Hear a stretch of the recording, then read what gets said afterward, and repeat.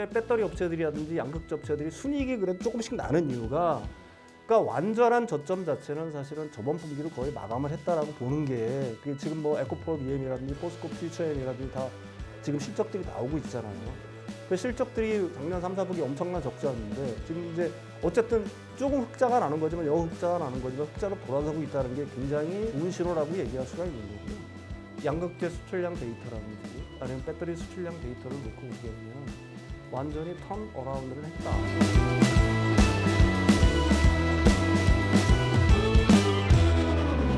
트럼프 미국 대통령이 일으킨 관세 쇼크가 결국 미국의 부메랑이 돼서 타격을 주고 있다는 소식이 들려오면서 전 세계가 트럼프의 행보를 주목하고 있습니다.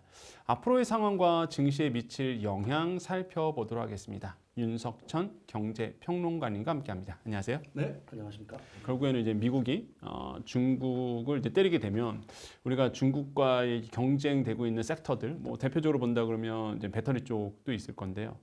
그렇게 되면 우리 기업의 수혜가 또 될 수도 있다. 이런 얘기가 나오면서 그중 대표적인 섹터를 또 배터리 쪽으로 많이 뽑더라고요.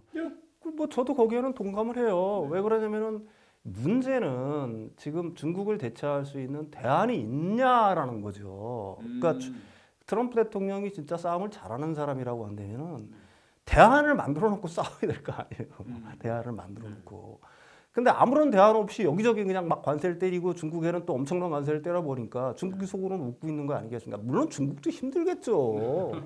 힘들지만은 중국은 권위주의 체제니까 버틸 수가 있는 거고 미국은 아무리 그 지금 트럼프 대통령이 스트롱맨이라고 해도 민주주의 사회잖아요. 이 국민들의 어떤 불만을 갖다가 정치인들이 이겨낼 수 있는 체제가 아니란 얘기입니다.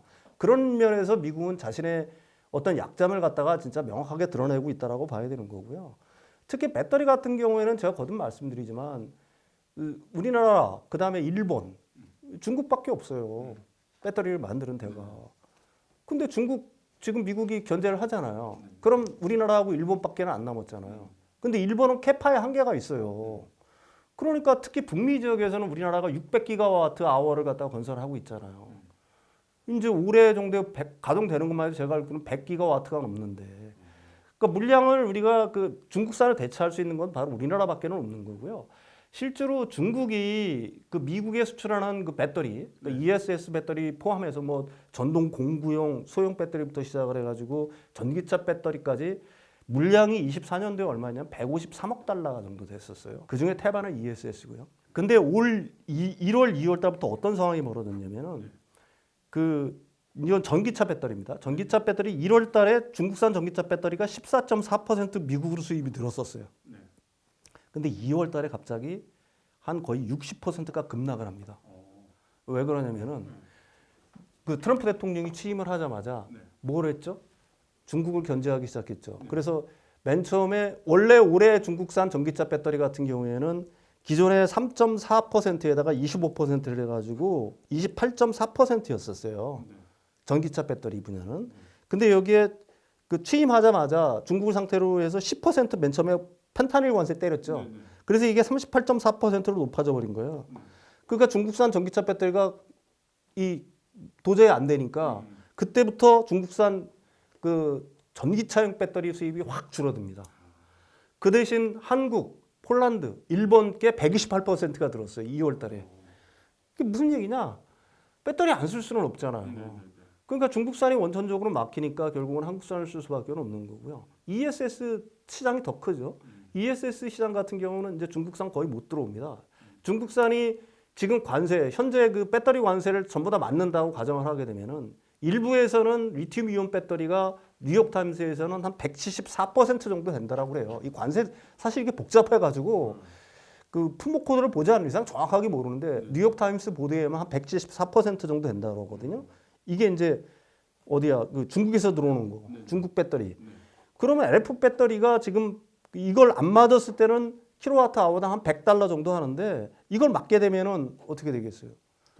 200 몇 달러로 확 올라가 버린다는 얘기예요. 모듈 만들 때.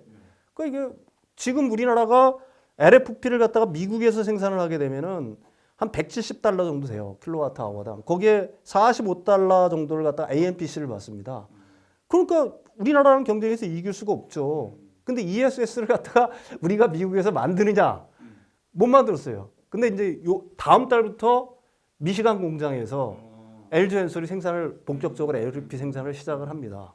그러니까 그건 수혜가 될 수밖에 없죠. 그럼 뭐 LFP 미시간 공장에서 되는 것만 해도 모자랄 거 아니에요.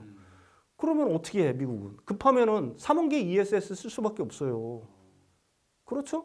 중국산에 비해서 그렇게 가격 차이가 크게 안 나니까 이게 이제 워낙 그 관세를 높게 맞았으니까.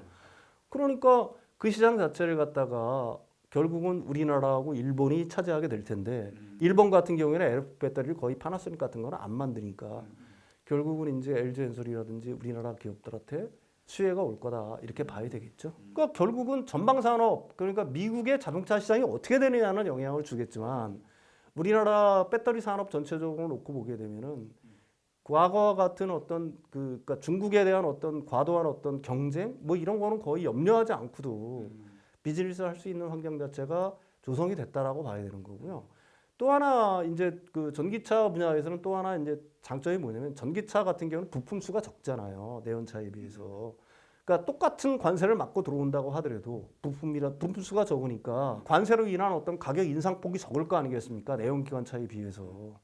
그러니까 내연기관차 지금 뭐 엔트리 값도 그 테슬라 같은 경우 모델 Y도 생산하고 점점 이제 미국 시장에서도 엔트리급 볼륨급들이 나오기 시작하는데 그때는 이제 내연차에 비해서 이거 물론 전제 조건 트럼프 행정부의 자동차에 대한 어떤 품목별 관세가 그대로 유지된다는 가정하에서 그렇습니다.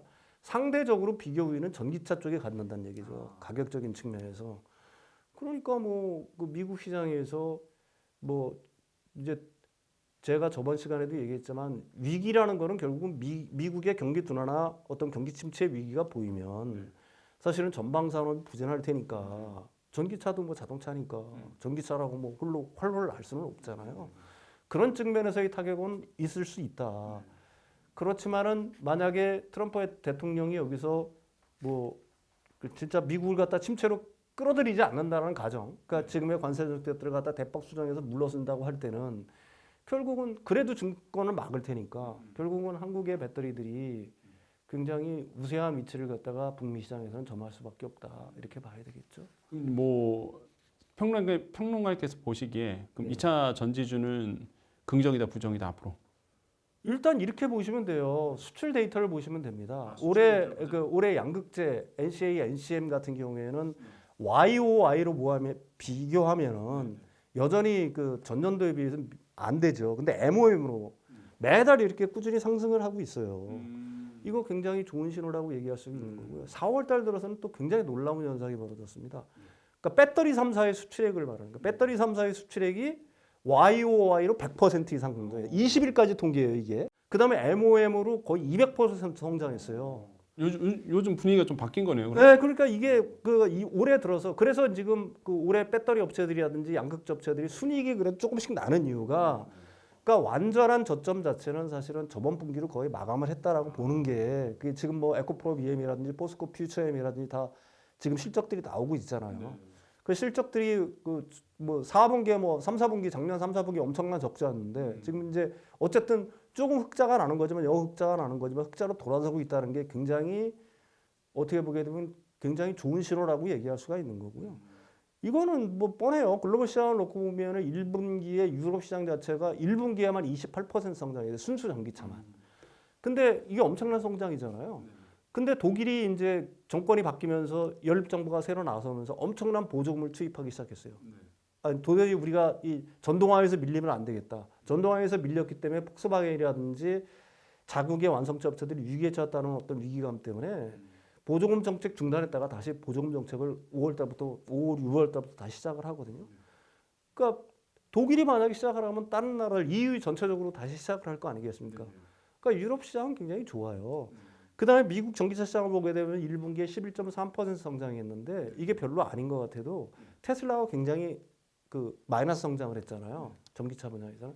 근데 GM이 90% 성장했어요.